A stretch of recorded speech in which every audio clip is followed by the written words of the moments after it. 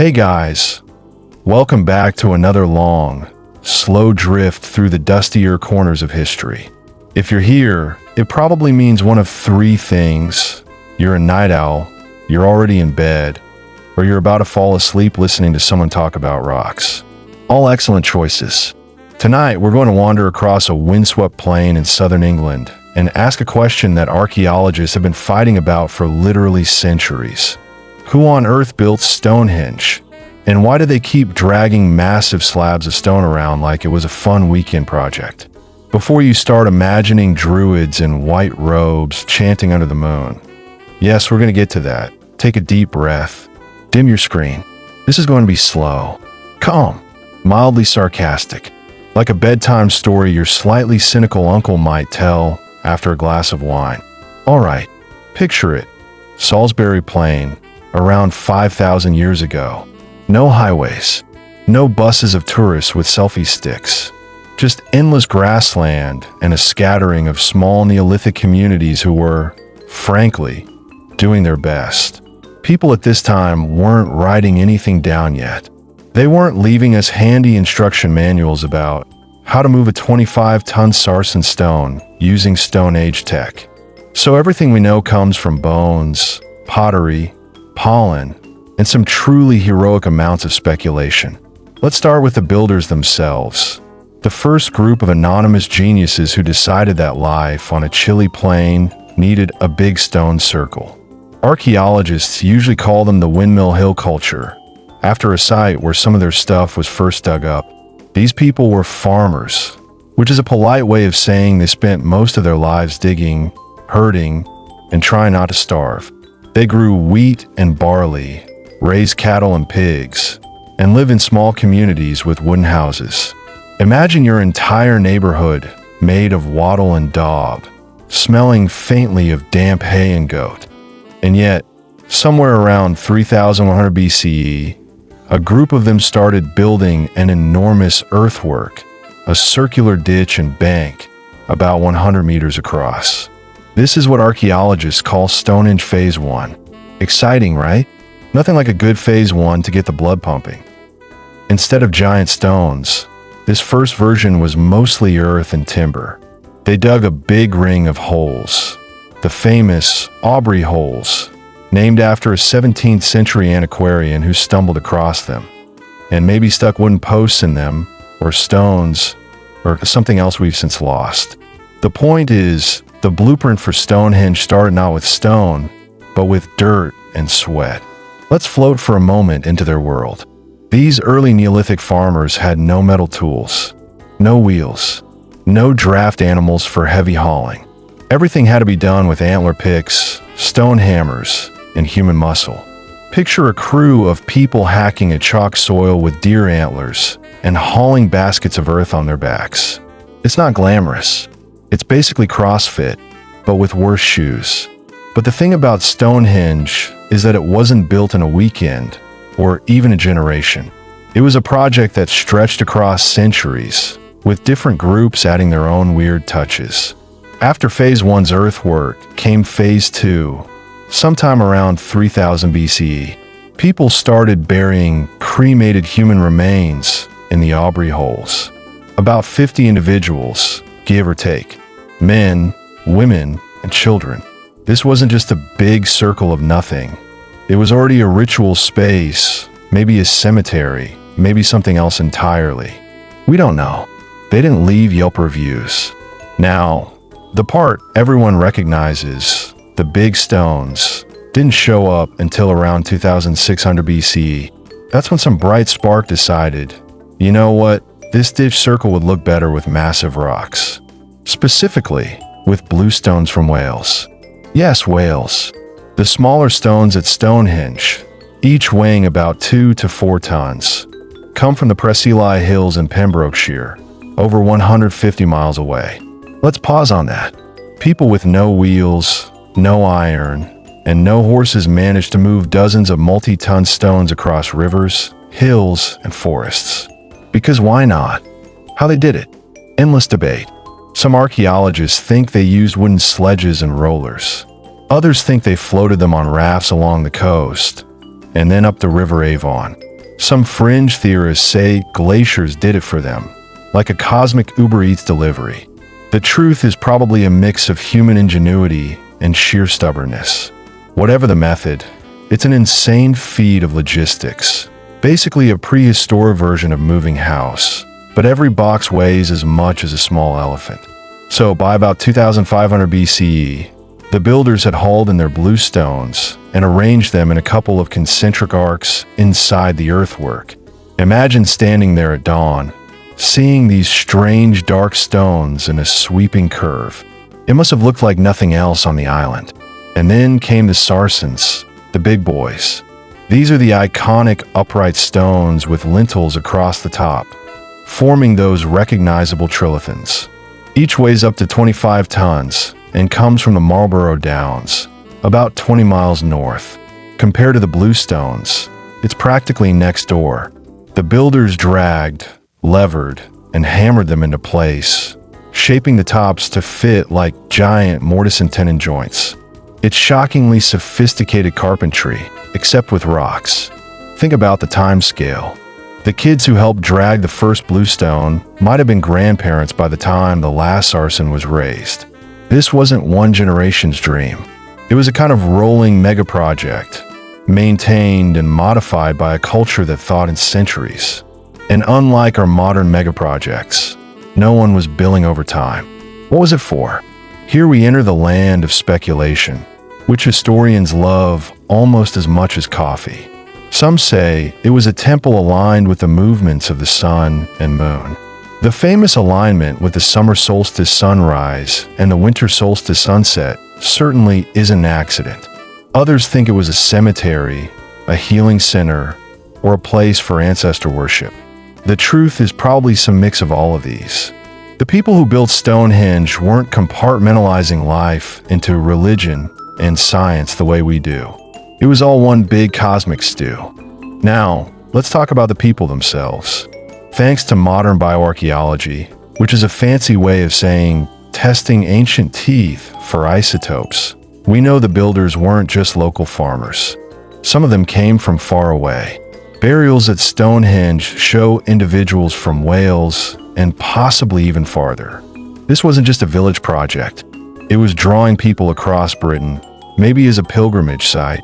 Imagine traveling for days to reach this circle of stones, carrying offerings or relatives' ashes, sleeping under the open sky.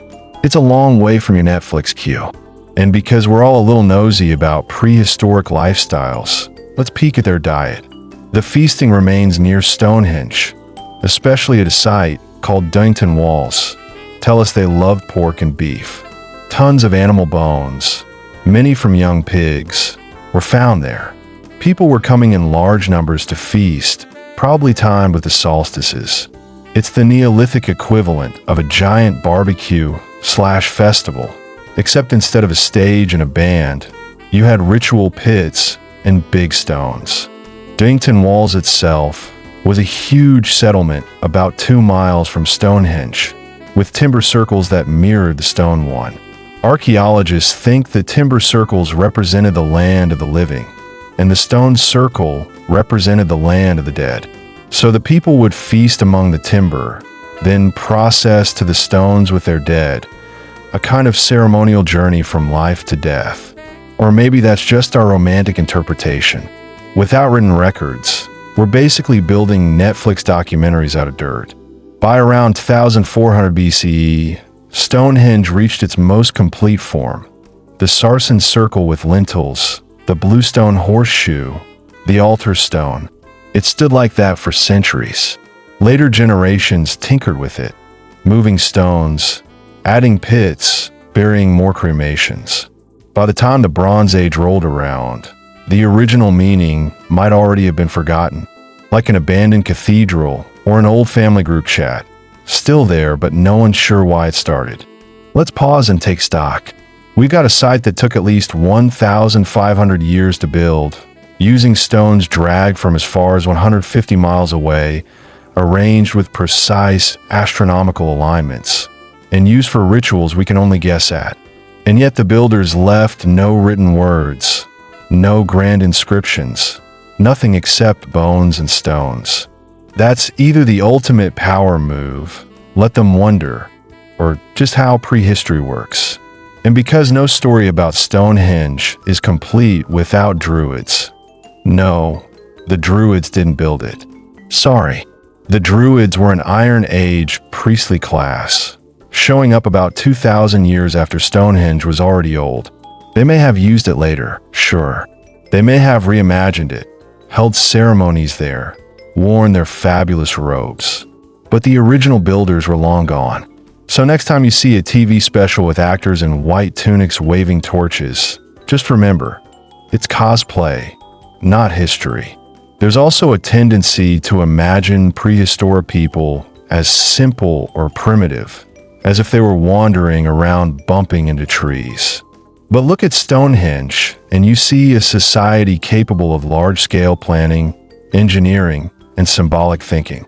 They weren't writing Shakespeare, but they were organizing workforces, feeding crowds, and tracking the heavens with more accuracy than some of us track our tax deadlines. One of my favorite little details is the heel stone. That big stone outside the main circle aligned with the sunrise of the summer solstice. Standing there, watching the sun rise exactly over the stone, you get a glimpse of what the builders might have felt. Awe, connection, maybe a sense that their lives were part of something vast and cyclical. Or maybe they were just tired and hoping the festival food wasn't burnt. Either way, it's strangely moving. And yet, for all this effort, the site eventually fell into disuse. By around 1600 BCE, Stonehenge's heyday was over. People stopped building, stopped burying, stopped feasting. The stones stayed, silent and weathering. The culture that built it had shifted, new beliefs and new structures rising elsewhere. And for thousands of years, the circle just stood there like a fossilized mystery. When medieval writers noticed it again, they didn't have a clue either. Geoffrey of Monmouth, our favorite 12th century chronicler who loved making stuff up, claimed that Stonehenge was built by the wizard Merlin, who flew the stones over from Ireland. Because of course he did. That theory stuck for centuries. Only in the modern era, with radiocarbon dating and isotope analysis, have we started piecing together a real timeline. And even now, half of what we say is best guess territory. So as you lie there tonight, drifting off, think about those Neolithic farmers and travelers, dragging stones across a wild landscape, gathering at a sacred circle under a midsummer sun or a midwinter moon. They had no idea we'd still be talking about them 5,000 years later. They were just building something meaningful, something enduring, in a world without permanence. And that's part one of our long, slow wander through Stonehenge. Next time, we'll drift deeper into the lives of the people behind the stones, what they ate, how they organized, what they might have believed, and why this windswept plain became one of the most enduring monuments in the world. All right, if you're still with me, settle in. Pull your blankets a little tighter, maybe sip some lukewarm tea. Tonight, we drift closer to the lives of the people who made Stonehenge, because building a massive stone circle is only half the story. The other half is what they ate, drank, argued about, and probably tripped over while hauling rocks. Let's float over to Dington Walls again. Remember the massive settlement about 2 miles from the stones? That place was basically the hub of activity for the Stonehenge crowd during the late Neolithic. Imagine a city of wooden houses, thatched roofs, smoke curling into the sky, the occasional smell of roasting pork wafting across the fields. And yet, not a single bakery with a drive-through in sight. Life was simple, but also labor-intensive. Households were relatively small. Most dwellings measured about 6 meters across, cozy enough for a family and their occasional pigs, dogs, or chickens. Floors were packed chalk or beaten earth, walls wattle and daub, roofs thatched with reeds. It probably rained a lot, and unlike modern homes, there was no central heating. So winter evenings might have been long, dark, and cold, perfect for telling stories about the sky, ancestors, or that one neighbor who kept stealing goats. Diet was straightforward but impressive for the time. Archaeologists have found evidence of pigs, cattle, and sheep being slaughtered in huge numbers. The feasts must have been epic. They also ate wild deer, birds, and fish from nearby rivers. And grains, lots of wheat and barley. Bread would have been flat and dense, closer to what we call cracker today. They also drank ale, probably low alcohol, but still enough to loosen tongues during community gatherings. Imagine a village pub atmosphere, except with more bone dust on the floor and zero musical instruments beyond clapping sticks and maybe a drum made from a hollow log. All right, if you're still with me, settle in. Pull your blankets a little tighter, maybe sip some lukewarm tea. Tonight, we drift closer to the lives of the people who made Stonehenge, because building a massive stone circle is only half the story. The other half is what they ate, drank, argued about, and probably tripped over while hauling rocks. Let's float over to Dington Walls again. Remember the massive settlement about 2 miles from the stones? That place was basically the hub of activity for the Stonehenge crowd during the late Neolithic. Imagine a city of wooden houses, thatched roofs, smoke curling into the sky, the occasional smell of roasting pork wafting across the fields. And yet, not a single bakery with a drive-through in sight. Life was simple, but also labor-intensive. Households were relatively small. Most dwellings measured about 6 meters across. Cozy enough for a family and their occasional pigs, dogs, or chickens. Floors were packed chalk or beaten earth. Walls wattle and daub. Roofs thatched with reeds. It probably rained a lot. And unlike modern homes, there was no central heating. So winter evenings might have been long, dark, and cold. Perfect for telling stories about the sky, ancestors, or that one neighbor who kept stealing goats. Diet was straightforward but impressive for the time. Archaeologists have found evidence of pigs, cattle, and sheep being slaughtered in huge numbers. The feasts must have been epic. They also ate wild deer, birds, and fish from nearby rivers. And grains, lots of wheat and barley. Bread would have been flat and dense, closer to what we call cracker today. They also drank ale, probably low alcohol, but still enough to loosen tongues during community gatherings. Imagine a village pub atmosphere, except with more bone dust on the floor and zero musical instruments beyond clapping sticks and maybe a drum made from a hollow log. But let's not imagine everyone being cheerful and neighborly. These were real people with real personalities, some probably kind, some stubborn, some slightly unhinged. Moving stones across miles of countryside takes coordination, and coordination takes argument. You can almost picture it. One guy insisting that a sarsen stone be dragged north, while another insists it's slightly off alignment with the solstice, and a third quietly questioning why anyone bothered hauling a 20-ton rock at all. Conflict management in the Stone Age probably involved a lot of grunts, shoves, and the occasional threat to throw someone's lunch into the mud. And yet, somehow, they pulled it off. That's the fascinating thing. These communities managed multi-generational projects without email, spreadsheets, or union regulations. Children probably watched adults drag stones and gradually learned the art of leverage and patience. In a sense, every child who grew up near Stonehenge was an apprentice, whether they wanted to be or not. Some must have rebelled. Do I have to help move this sarsen today? I'm 8 years old. But rebellion in a Neolithic village was more like whining and hiding behind a fence, and less like starting a petition. Now, let's take a detour to rituals. Stonehenge wasn't just a workplace. It was a ceremonial hub. People were cremated here, and some burials suggest high-status individuals. Though high status probably meant person who got to sit by the fire during feasts and didn't have to drag stones. The presence of blue stones from far away also hints at prestige. Possessing a stone from Wales was probably like owning the ultimate conversation starter or a very heavy piece of jewelry. We also see evidence of seasonal gatherings. Animals were slaughtered in large numbers during specific times of year, suggesting festivals or ceremonies. Summer and winter solstices were likely key markers, which makes sense. If you're living off the land, the sun's schedule is basically your calendar. Winter solstice marked the shortest day, a time to celebrate survival and look forward to the return of longer days. Summer solstice, by contrast, was about abundance and community, maybe a little show-off behavior. Look at my house.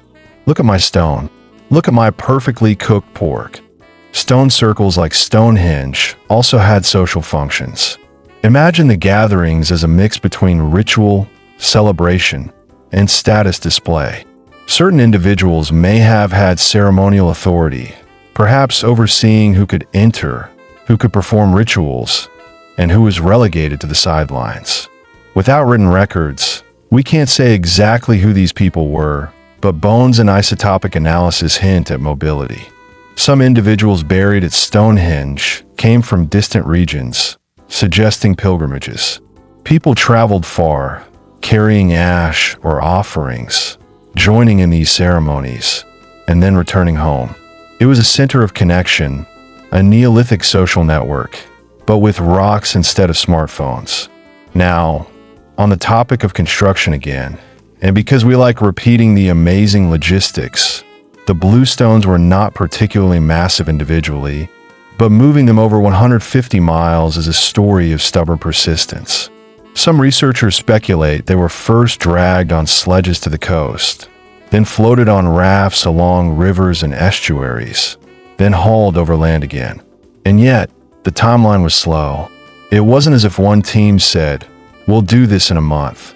No, generations were involved. Stones might have sat partway across fields for decades, while new recruits arrived and continued the work. That's dedication, or sheer obsession, depending on how you look at it. By the time the sarsen stones went up, the landscape was carefully organized. The avenue, a long, straight pathway leading to the river Avon, suggests processions. People likely walked along it during rituals, maybe carrying offerings, maybe performing dances we can only guess at. It's tempting to imagine a full parade of villagers in ceremonial garb, stepping carefully over muddy patches, while the elders muttered, "Don't drop the stone." And speaking of elders, life expectancy was low. Adults reaching 30 or 40 were already considered old. Childhood was perilous, with disease and malnutrition lurking. So every project, feast, or ritual was conducted in a society where life was unpredictable, and Stonehenge may have been a way to impose order on a world that felt very chaotic. Build something enduring. Mark the passage of the sun. Remember the dead. It's a human impulse that hasn't changed much over 5,000 years. Let's talk a little about the architecture, because it's fascinating. The trilithons, the iconic sarsen uprights with lintels, were carefully shaped. The builders used a form of woodworking joinery on stone. Mortise and tenon joints held the horizontal lintels in place. That means they had a precise understanding of geometry and balance. Without computers, calculators, or even written instructions, someone generations ago figured out how to fit these blocks together so they wouldn't topple over. Not bad for a group of people some might casually call Stone Age farmers. And then there's the bluestone arrangement in the inner circle. The stones are thought to have been arranged in a horseshoe shape, maybe representing something symbolic, maybe mimicking a sacred pattern, maybe chosen because someone just liked the look. We'll never know for sure, but archaeologists love pointing out alignments with the solstice. Subtle astronomical observation was clearly important. These people watched the sky, kept track of celestial movements, and integrated them into their monuments. It's the ultimate slow-motion calendar. Interestingly, some of the bluestones show signs of being reshaped after arrival. People weren't just dragging stones to drop them in place. They were actively carving and finishing them, sometimes over decades. That's commitment to detail, and maybe a little obsession. No, this stone is 2 millimeters off. Try again. At this point, you might be wondering, did anyone live in fear that the stones would fall over? Maybe. Archaeological evidence shows repair efforts, stones being repositioned, replaced, or even re-erected. It wasn't static. Like a maintenance crew at a historic castle, these Neolithic people occasionally had to climb up, lever things into place, and hope the alignment was still correct. And finally, let's consider the cultural memory. Stonehenge didn't vanish once the builders were gone. Later Bronze Age communities continued to interact with the site. They dug more burials, added ceremonial features, and possibly even moved stones slightly. Even as its original purpose blurred, the monument remained significant. People cared about it. People revered it. They probably also feared it a little. Those massive stones standing silently under the sky, commanding attention. So, as you drift slowly toward sleep tonight, picture a windswept English plain, early morning mist curling around wooden homes, smoke rising from fires, people hauling stones, arguing over solstice alignments, feasting on roasted meat, and remembering their dead. They weren't mystical wizards, and they weren't superhumans. They were just people, stubborn, clever, and determined to leave a mark. Quite literally, on the landscape. Stonehenge is more than stones. It's the imprint of generations who worked together, who planned for centuries, who organized festivals, who worried about alignment, and who left traces of their lives for us to puzzle over millennia later. It's the ultimate monument to persistence, patience, and maybe just a little bit of obsession with geometry. And that's where we'll pause for tonight. Well, for part 2 at least. In the next part, we'll look even closer at the human stories behind the stones, the families, the feasts, the migrations, the relationships that tied these people to each other and to this strange, enduring monument. Because Stonehenge isn't just a pile of rocks. It's a monument to people, living and dead, over thousands of years. All right, if you're still listening, or just letting your eyelids drift, let's float a little closer to the humans behind the stones. Because Stonehenge is impressive, yes, but it only comes alive when we imagine the messy, stubborn, slightly exhausted people who actually built it. First, let's talk about families. The Neolithic communities of southern England were tight-knit, which in their world mostly meant large extended households and frequent gatherings. A typical house might shelter a nuclear family, parents and children, but they probably lived in clusters with cousins, uncles, aunts, and the occasional grandmother who complained about someone leaving mud on the floor. Multi-generational living was common, partly because life expectancy was low and partly because extra hands were needed to farm, herd, and move rocks. Children, from an early age, were apprentices in survival and labor. Some were probably dragged into the Stonehenge project, whether they liked it or not. Imagine being 8 years old, trudging across a muddy plain with a sled or rope tied to a stone, thinking, why can't we just play with sticks like everyone else? And yet, in this forced apprenticeship, they learned valuable skills, cooperation, measurement by pacing, engineering with levers, and perhaps most importantly, patience. Lots and lots of patience.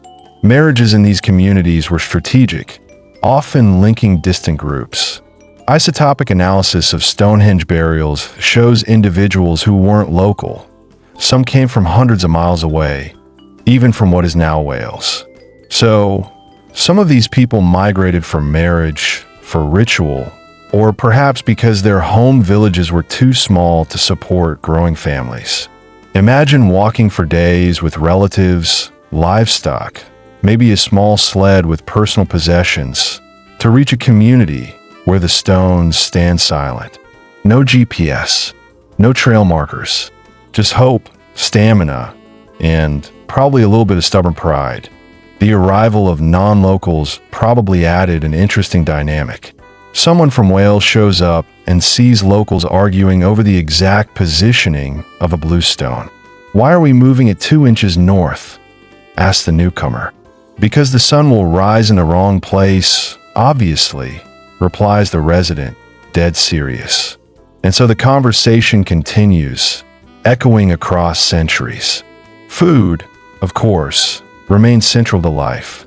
Animal bones found near Dington walls indicate massive feasts, especially around solstices. Pigs were slaughtered in large numbers. Some archaeologists suggest hundreds at a single event. And while meat was plentiful during feasts, everyday meals were simpler: porridge, grains, occasional fish, maybe some forage berries. Bread was dense and utilitarian, but it kept people alive. And there was ale, probably more like a lightly fermented gruel than modern beer, but still an important ritual drink. You needed liquid courage if you were about to heave a 5-ton stone another few inches. Social hierarchy existed, but it was subtle. Some burials were richer, larger stones, more grave goods, hinting at elevated status. But even the leaders had to participate in construction. You couldn't just sit in a wooden hut, issuing orders. Moving stones took manpower. And humans being humans, there were probably some individuals who tried to slack off. Archaeologists call it selective labor participation, which translates to someone was definitely lounging while everyone else hauled a rock. Let's also consider health. Life was physically demanding, so most adults were strong, lean, and resilient. Skeletal remains show wear on joints from repetitive labor. Some individuals show signs of nutritional stress, poor diet at times, probably seasonal. Infectious diseases would have circulated, though not the same as modern urban plagues. And accidents were inevitable. Moving massive stones is inherently dangerous, especially when you lack cranes. Broken bones, bruises, maybe the occasional minor disaster, all part of the Stonehenge experience. Now on to ritual. The site itself suggests sophisticated ceremonial practices. The layout, concentric circles, the avenue, the solstice alignment, points to a cosmological worldview. People were observing the heavens, mapping the solar and lunar calendar, and marking seasonal changes. Ceremonies likely involved processions, offerings, feasting, and perhaps storytelling. Picture a line of villagers carrying a relative's cremated ashes, following the avenue to the stones while a few elders orchestrate the proceedings. This isn't some casual picnic. It's a carefully coordinated ritual designed to honor ancestors, mark time, and assert social cohesion. Stonehenge may also have had healing associations. Some researchers suggest that the blue stones were believed to have curative properties, especially since some of them were moved from distant regions. Perhaps people traveled long distances for the stones themselves, hoping for some spiritual or physical benefit. Pilgrimages in the Neolithic weren't vacations. They were long, arduous journeys with very practical motivations: survival, community, and maybe a little mystical hope sprinkled in. By about 2200 BCE, Stonehenge was already an ancient site. Later communities added burials and ritual modifications, but the original builders were long gone. That's the fascinating thing. The people who hauled blue stones from Wales probably never saw the finished sarsen circle in its prime. Their work outlived them, and successive generations inherited both the stones and the cultural memory attached to them. Let's pause for a moment on communication. These people had no written language, no maps, no diagrams. Instructions were oral, visual, and demonstrative. Drag it over there. No, a bit to the left. Careful with the lintel. Yes, that's right. Knowledge was passed down by doing, watching, correcting, and repeating. That's probably why it took generations to complete. Stonehenge is a monument not just of stone, but of cumulative knowledge, painstakingly transmitted across time. And the weather. Imagine the weather. Winters on Salisbury Plain were cold, wet, and windy. Summer festivals might have been glorious, but dragging stones in mud must have been soul-crushing at times. These people endured, and somehow that endurance became ritualized. Stonehenge itself could have served as a reminder of human perseverance, a visual proof that a determined community could manipulate the natural world, even without metal tools. Interestingly, the social aspect likely extended beyond just construction. Gatherings, feasts, and rituals reinforced alliances. Visiting families, long-distance travelers, and local residents mingled. Young adults might have met their future partners at these events. Old disputes might have been mediated, and new friendships forged. In a way, Stonehenge functioned as a social hub, a network, not just a monument. Another subtle detail: the builders probably had aesthetic considerations. The stones were deliberately shaped, smoothed, and arranged. The trilithons aren't haphazard. The lintels fit snugly on the uprights, the circles are surprisingly regular, and the alignment with the sun is precise. There was pride here, a desire to create something enduring, something beautiful in a practical, cosmic sense. This wasn't just brute labor. It was artistry embedded in ritual and survival. And now let's consider mortality again. The cremated remains suggest a deep awareness of death. Ritualized burial, placement of bones, and alignment with the cosmos indicate an attempt to understand life's transience. Stonehenge may have been as much about remembering the dead as celebrating the living. Every stone, every circle, could be a marker of someone's life or a community's memory of generations past. As the Bronze Age rolled in, these practices shifted. New cultural norms emerged. Some stones were moved, rearranged, or supplemented with burials. The original intent may have blurred. Yet, Stonehenge retained significance, even as its builders were long gone. Later visitors revered it, feared it, or mythologized it. Geoffrey of Monmouth Merlin's story is a prime example, a medieval reinterpretation of a prehistoric mystery. And so the monument became layered. Neolithic effort, Bronze Age modification, Iron Age myth, medieval legend. And through all this, the builders remain anonymous. We know names for kings, pharaohs, emperors. But for Stonehenge, the people are shadows, farmers, laborers, artisans, and pilgrims whose names are lost to time. And perhaps that's fitting. Their story isn't about individual glory. It's about collective persistence, about community, ritual, endurance, and the stubborn desire to leave a mark. So, as you let your eyes get heavy, picture the scene once more. Smoke curling from wooden homes, the smell of roasted meat and wet earth, people hauling stones through mud, children tripping over ropes, elders directing, families migrating, and travelers arriving from far-off regions. A festival, a ritual, a construction site, a social network, and a memory machine all at once. It's human, messy, stubborn, and beautiful, and it's still standing. And that's where we'll pause tonight, or rather, for part 3. In the next part, we'll explore the mysterious blue stones themselves, the astronomical alignments, and the slow, deliberate geometry that has fascinated scholars and casual visitors for centuries. Because there's more to Stonehenge than just humans walking around hauling rocks. There's intent, design, observation, and yes, still plenty of mystery.